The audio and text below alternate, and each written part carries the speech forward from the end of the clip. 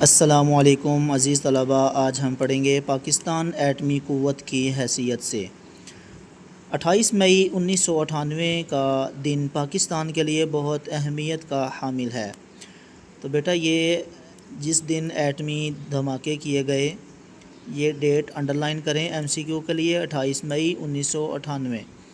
اس روز پاکستان نے ایٹمی دھماکے کر کے بھارت کی برتری کا خواب خاک میں ملا دیا۔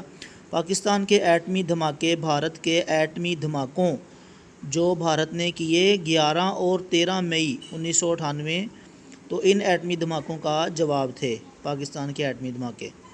عالمی طاقتوں کی طرف سے پاکستان پر بہت زیادہ دباؤ ڈالا گیا کہ وہ ایٹمی دھماکے کرنے سے باز رہے، مگر پاکستان کے وزیر اعظم میاں محمد نواز شریف نے عالمی طاقتوں کے دباؤ کو مسترد کر دیا، اس دباؤ کی پرواہ نہ کی۔ ٹھیک ہے، پاکستان نے امریکہ اور مغربی دنیا کی طرف سے عائد ہونے والی پابندیاں برداشت کیں، لیکن اپنا دفاع ناقابل تسخیر بنا لیا۔ ناقابل تسخیر کا مطلب جس کو کنٹرول نہ کیا جا سکے۔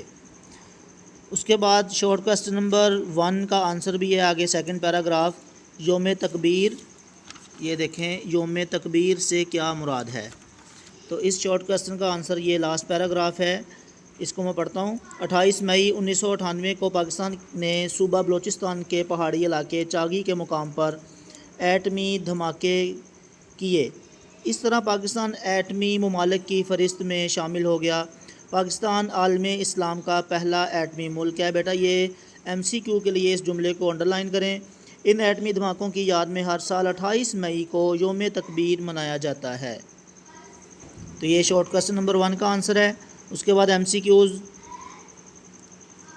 1985 سے 1988 کے دوران میں پاکستان کے وزیر اعظم رہے محمد خان جونیجو۔ دوسرا کثیر الانتخابی سوال ہے، پاکستان نے ایٹمی دھماکے کیے 1998 میں، ورلڈ ٹریڈ سینٹر پر کا واقعہ پیش آیا 2001 میں۔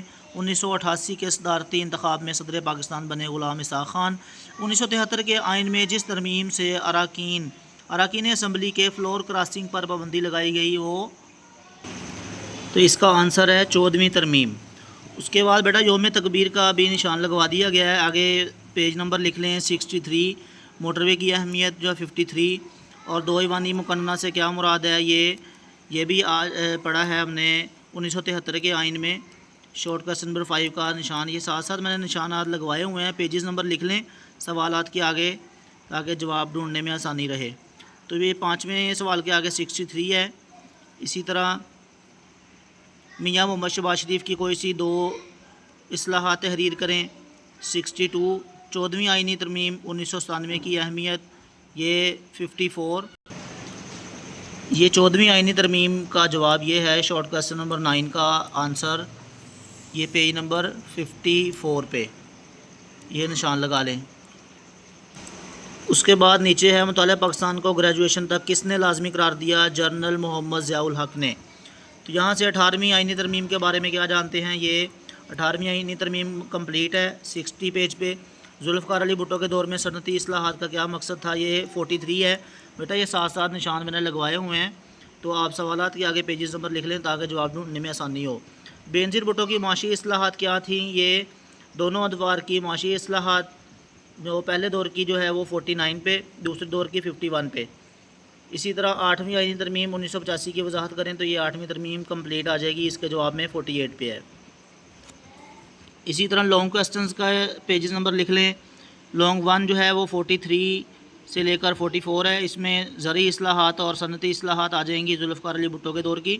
دوسرا لانگ ہے سید یوسف رضا گیلانی کے دور کی اصلاحات کمپلیٹ آ جائیں گی 59 سے 60 پیج۔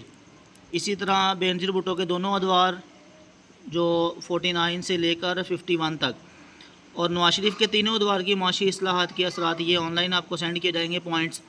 اسی طرح دستور پاکستان 1973 کے آئین کے چند اہم نکات، یہ ابھی اسی سبق میں ہم نے پڑھا ہے 62 پہ، 62 اور 63 پہ آنسر ہے اس کا۔